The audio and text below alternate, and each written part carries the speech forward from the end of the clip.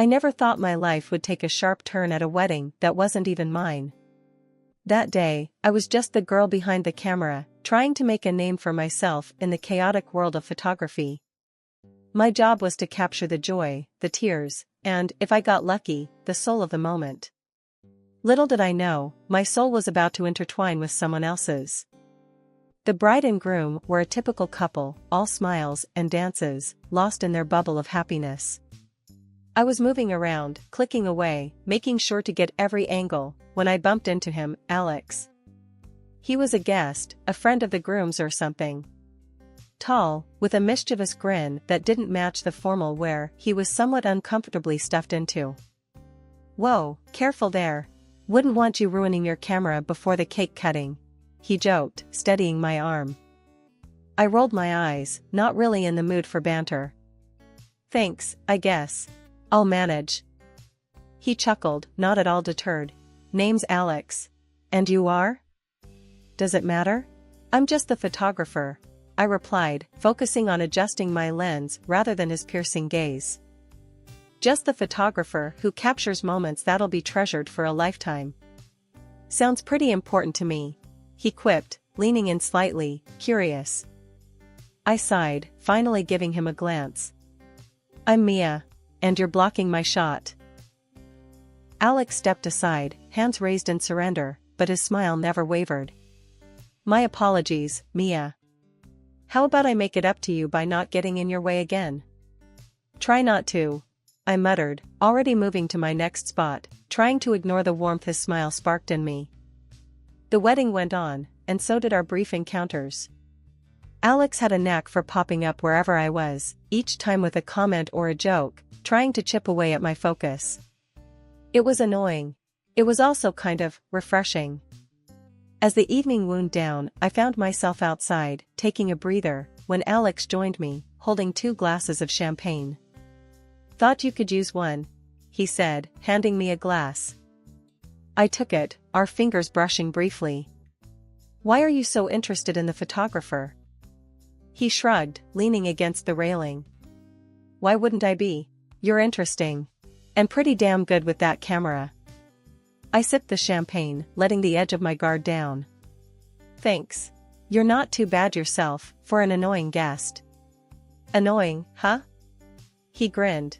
"I prefer charmingly persistent." We talked more than I expected that night. About photography, about life, about dreams that seemed too big for our current worlds. Alex had this way of making everything seem possible. It was dangerous. It was exhilarating. As the night ended and we said our goodbyes, Alex asked for my number. I hesitated, not sure if I wanted to dive into whatever this was. But the spark in his eyes, the promise of more laughs and shared dreams, had me typing my number into his phone. "I'll call you," he said, a statement more than a promise. And call he did. One date turned into many, laughter filled my days, and before I knew it, I was in love. Alex was everything I never knew I needed: supportive, loving, challenging. He made me want to be better, do better. Our whirlwind romance led to a small, intimate wedding, just us and the people who mattered most. A year later, our son, Jake, arrived, turning our duo into a trio, completing our little universe in the bustling heart of the city. Life in the city was a whirlwind of photo shoots, baby giggles, and stolen moments with Alex amidst our busy schedules. But every so often, we'd pack up our little world and head to the suburbs to visit Alex's parents. These trips, meant to be retreats, often felt more like stepping onto a battlefield, where words were weapons and tensions ran high. Alex's dad, George, was a tough nut, old school and hard-edged. The kind of man who believed in hard work above all and wasn't shy about saying so. His wife, Ellen, was softer, trying to smooth over her husband's rougher comments with smiles and changes of subject. The first visit after Jake was born set the tone for what was to become a recurring theme. We'd just settled in, Jake asleep in my arms, when George launched into his usual spiel. "So, Alex, how's the job going? Still at that same place?" George's voice was casual, but his eyes were sharp, probing. Alex shifted uncomfortably, glancing at me before answering. Yeah, Dad, still there. It's going well. George snorted. Well, hope you're thinking about the future. Now with the kid and all, you can't afford to be just going well. Need to aim higher, son. I felt Alex tense beside me. I could see him mentally bracing himself, the same old argument brewing. Ellen, sensing the mood shift, hurriedly interjected. George, let's not start with that now. Can't we just enjoy the visit? But George was on a roll. And what about you, Mia? Still taking pictures of other people's weddings? Thought you'd move on to something bigger by now. I bit my lip, holding back the retort that it was more than just taking pictures. Instead, I forced a smile. I love what I do, George. It's fulfilling, and it works with our schedule. Yeah, but is it enough? You two need to think about stability, for Jake's sake. George countered, his tone implying that our choices were anything but stable. It wasn't long before another visit rolled around. This time, George's health had taken a turn for the worse. The atmosphere was somber, Ellen worn out from worry, and George, though quieter, still managed to jab at Alex's career choices. Working hard or hardly working, son? George coughed out, a shadow of his usual confrontational self. Alex, looking weary, tried to keep the peace. Working hard, Dad. Always working hard. I watched the exchange, a lump forming in my throat. It was clear George's time was running out, and yet here we were, stuck in this loop of criticism and defense. After George passed away, the house felt not just emptier but quieter, like the very walls were mourning him. Ellen, now a widow, was a shadow of her bustling, energetic self. It was hard watching her go through the motions, trying to adjust to a life without her partner of so many years. I made it a point to call her often, lending an ear, or just sharing the day-to-day happenings to break through her solitude.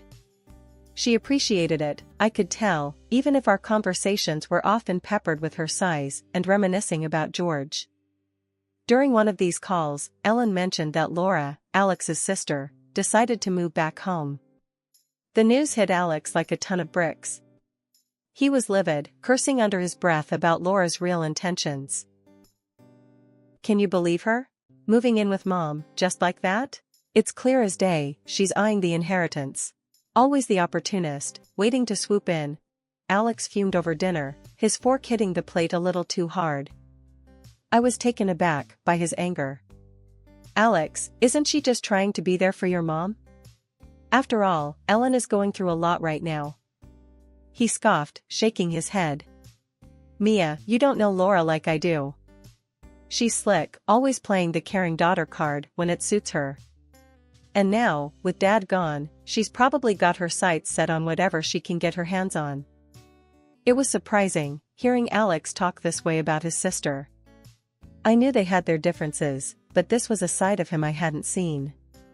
It made me uneasy, the ease with which he painted Laura in such dark strokes.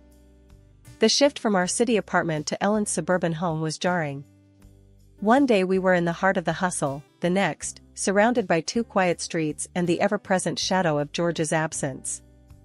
This move, sprung on us by Alex, wasn't welcomed by any party involved, least of all Ellen. Alex, what on earth are you thinking? This house is my space to grieve, not a hotel for your family. Ellen had protested over the phone, her voice a mix of shock and irritation. But Alex was determined, painting it as a grand gesture of support. Mom, it's settled. We're coming. You shouldn't be alone in that big house anyway. I watched him pace our living room, phone pressed to his ear, marveling at his stubbornness. My input? Seemingly unnecessary.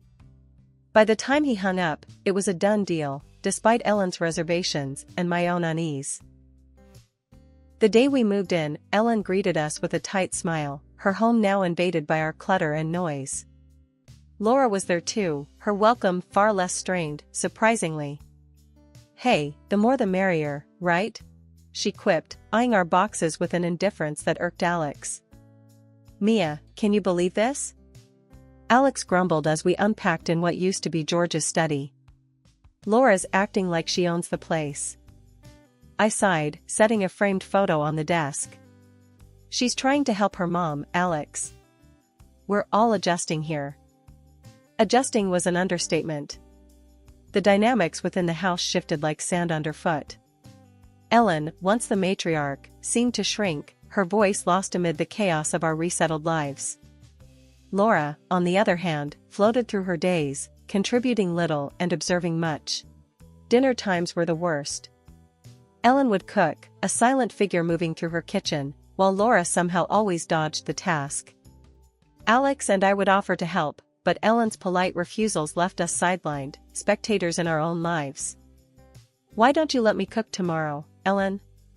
I'd offer, only to be met with a weary smile. "Oh, dear, no need. I've got it.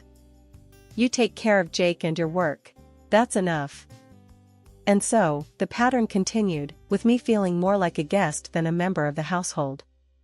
It didn't take long for the financial arrangements to rear their ugly head.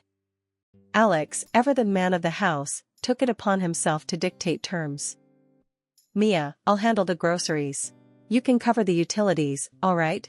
he declared one evening, as if it were the most natural division of responsibilities. I blinked, taken aback.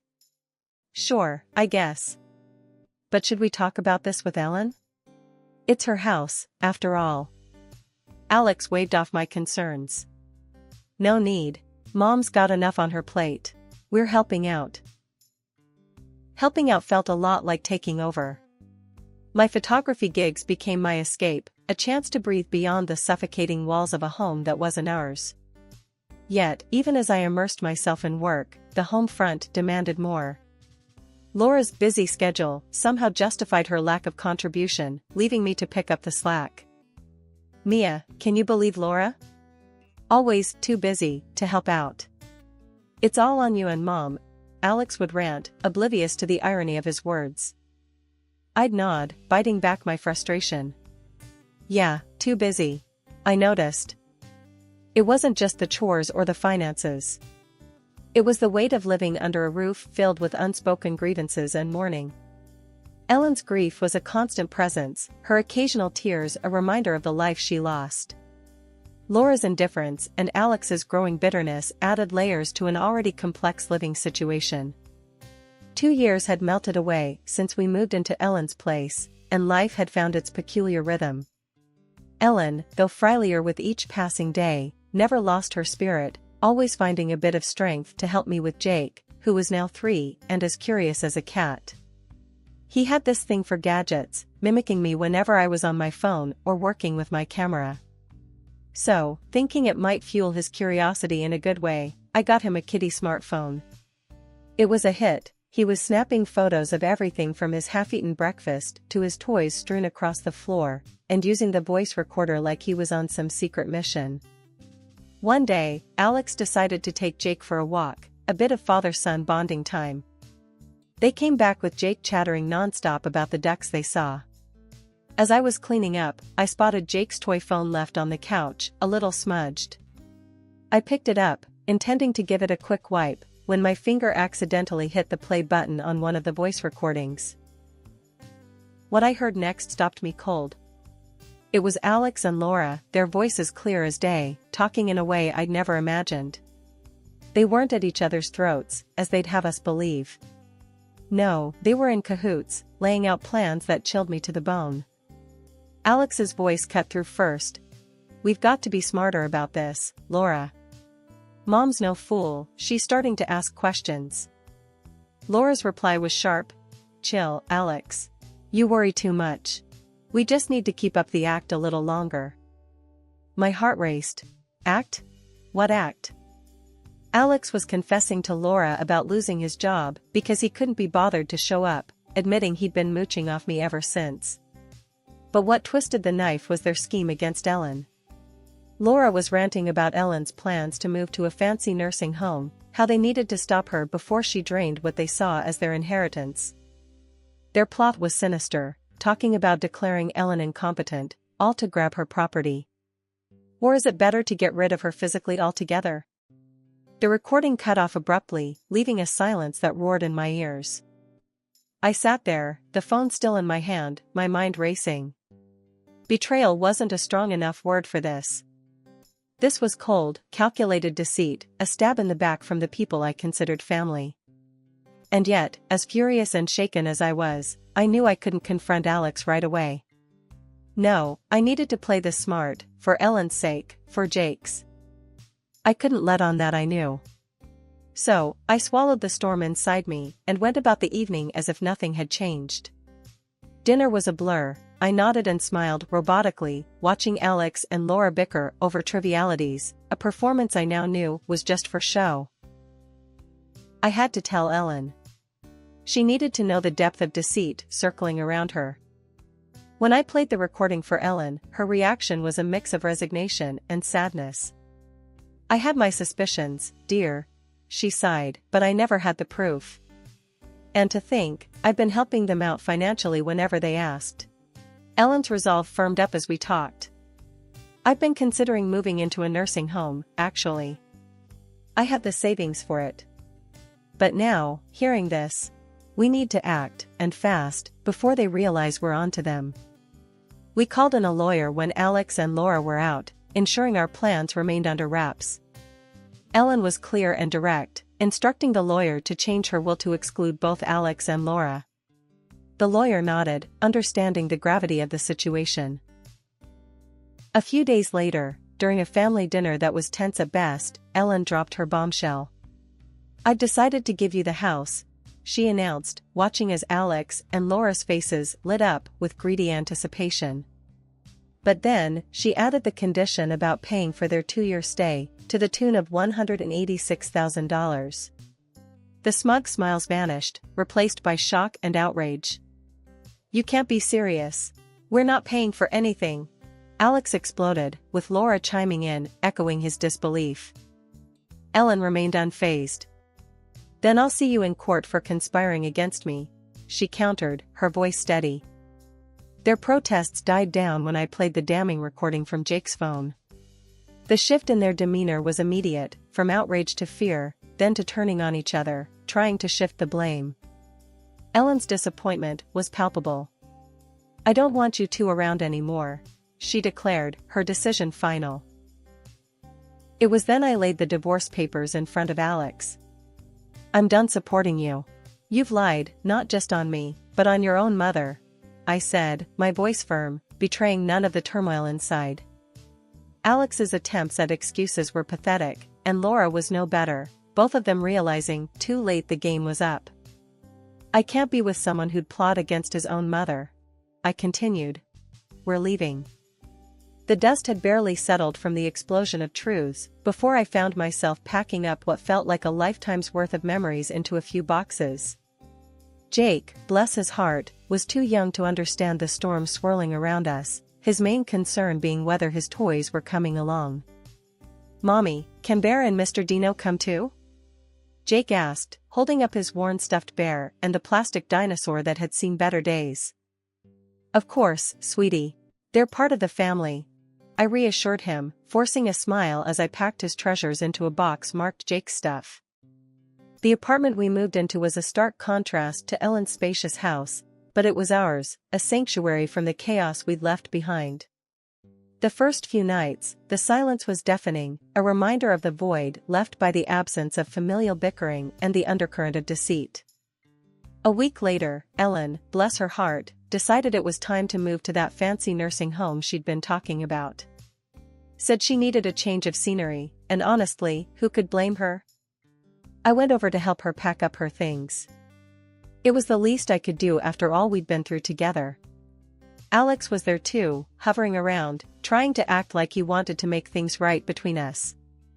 As if a few sorry words could fix the heap of lies he buried us under. I couldn't even bring myself to look him straight in the eye without feeling a mix of anger and pity. Just gave him this look that said, "Save it," and kept on packing. The divorce wasn't easy, but then again, what divorce is? The judge ended up making Alex pay me $50,000, compensation for all the years he'd been living off me while playing happy families. Felt like a small win, but a win nonetheless. A few months down the line, Alex and Laura finally coughed up the $186,000 they owed Ellen for staying in her house, after taking out loans against it. Ellen didn't waste any time putting that money straight into her own account, making sure it was out of reach from those two. Watching Ellen settle into that nursing home, a place she could finally call her own without the constant drama, made me think about what's really important. "I just wish it hadn't come to this," she told me as we finished setting up her room. "Me too, Ellen. But we're here now, and we've got to make the best of it," I said, trying to stay strong for the both of us. Settling into our new life wasn't easy, but Jake and I were making the most of it. Our apartment might have been small, but it was ours, and that made all the difference. I started picking up more photography gigs, each click of the camera a step towards rebuilding our lives. One day, as I was sorting through photos from a recent shoot, Jake came up to me, his little face screwed up in concentration. "Mommy, when can we visit Grandma Ellen again? I miss her." "Soon, buddy," I replied, ruffling his hair. "How about this weekend? We can make a day of it." His face lit up, and in that moment, I knew no matter how tough things got, we'd be okay as long as we had each other. Visiting Ellen became our little ritual. Despite the luxury surrounding her in the nursing home, she always said our visits were the highlight of her week. It was during one of these visits that things took an unexpected turn. Alex and Laura were there, looking more run down than I remembered. The desperation was clear in their eyes, a far cry from the confident facade they used to put on. They were practically on their knees, begging Ellen for money, saying the old house was falling apart and they had nowhere else to turn. Ellen was firm, her voice steady as she refused them. "I've made my decision. The rest of what I have is going to Mia and Jake. You two have done enough damage." I couldn't help but feel a mix of vindication and sadness hearing that. Alex and Laura turned to me, their eyes blazing with anger. "This is all you're doing. You've turned her against us," Alex hissed, his voice low but filled with venom. Laura chimed in. "Yeah, playing the victim and now look, living off what should have been ours." Ellen's patience snapped. "Enough.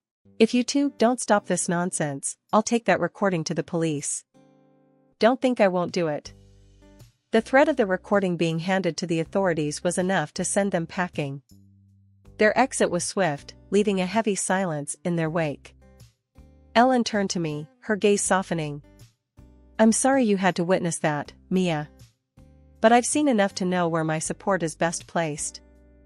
I was taken aback by her words, a lump forming in my throat. "Ellen, thank you. It means the world to us, but we don't want you to feel like you owe us anything."